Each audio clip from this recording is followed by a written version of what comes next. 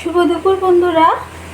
আজকে আমি তোমাদের কাছে রাধারানীর খুব প্রিয় একটা সবজি কচু, সেটা কিভাবে রান্না করব তোমাদের দেখাচ্ছি। দেখো, তোমরা হয়তো অনেকে অনেক রকমভাবে কচু রান্না করো। কচু অনেক সময় চচ্চড়িতেও দেয়া যায় এবং বিভিন্নভাবে অনেকে কচু শাকও রান্না করে।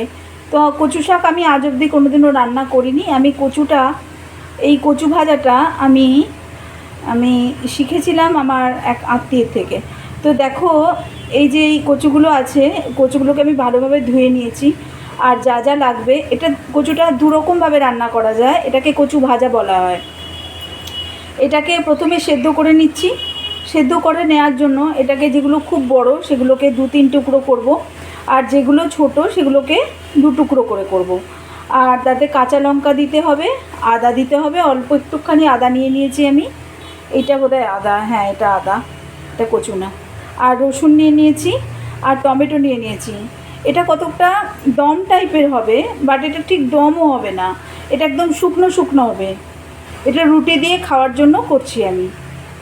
তো এটা ভাত দিয়েও খাওয়া যায়। তো ভাত দিয়ে খেলে আলু দিয়ে যে কচুর দম হয় সেটা সেক্ষেত্রে আলাদা।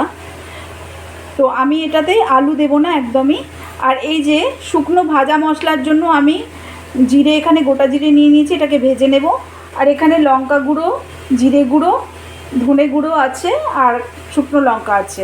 তো আমি রান্নাটা কিভাবে করব চলো তোমাদের দেখাই। দেখো, কচুগুলোকে আমি 2টো সিটি দিয়ে নিয়েছি। এই যে দেখো, গোটা জিরেগুলো এখানে ড্রাই রোস্ট করে নিলাম।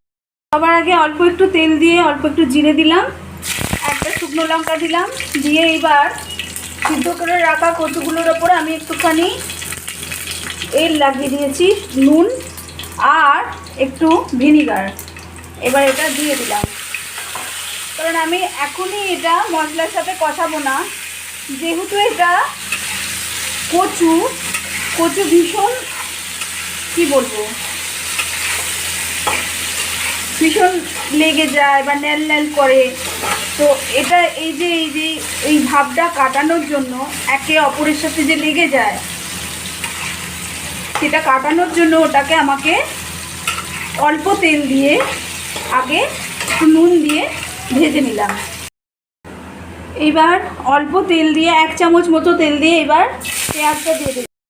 পেঁয়াজটা লাল লাল হয়ে এসছে। এইবার আমি আদা, রসুন, কাঁচা লঙ্কা, শুকনো লঙ্কা,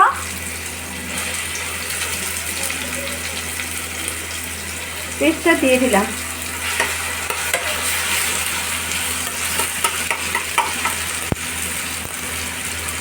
একবারে গুঁড়ো মশলাগুলোও দিয়ে দিলাম, জিরে গুঁড়ো, ধনে গুঁড়ো।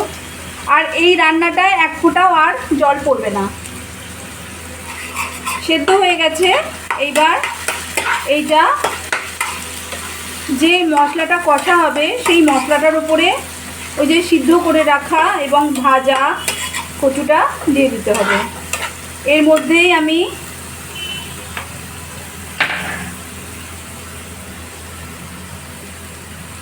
অল্প একটু, চিনি ছিল না আজকে, ওই জন্য গোপালের বাতাসায় আমি ভাগ বসালাম। অল্প একটু চিনি, অল্প একটু নুনও ছড়িয়ে দিলাম, কারণ তখন অল্প করে নুন দিয়েছি না। আর অল্প করেই দেবে, তার কারণ হচ্ছে এই রান্নাটায় তো আর জল পড়বে না, কিন্তু নুন বেশি হয়ে গেলে তখন খারাপ লাগবে। আর এটা রুটি দিয়ে যেহেতু খাওয়া হবে, সেজন্য নুনটা একটু বুঝে শুনে দেবে।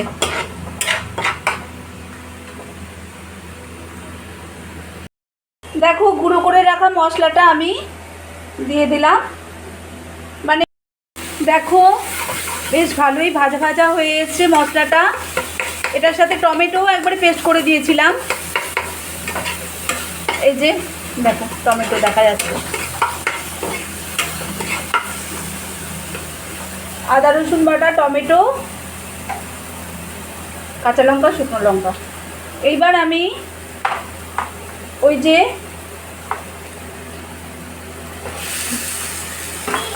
মশলা দেয়া কচুটা, এই যে ভাজা মশলা দেওয়া কচুটা এবার দিয়ে দিলাম। দিয়ে এইবার এই মশলাটা জাস্ট গায়ে লাগিয়ে দিতে হবে। কারণ মশলাটাও ভাজা, আবার কচুটাও সিদ্ধ, আবার শুকনো মশলাও দেওয়া আছে। তো এই জিনিসটা তোমরা যদি রুটি দিয়ে খাও মনে হবে স্বর্গীয় সুখ। আহা আহা। তো কোনো দিন যদি পারো একবার কচুর সিজনে এটা করে দেখো। রাত্রে রুটি খাওয়ার জন্য উত্তম জিনিস একটা শেখালাম, করে দেখতে পারো। তো আজকের মতো বিদায় নিলাম। কেমন লাগলো কচু রান্না, কচু ঘেঁচু অবশ্যই কমেন্ট করে জানিও। কেমন হলো এইভাবেই কচু রান্না অবশ্যই কমেন্ট করে জানিও।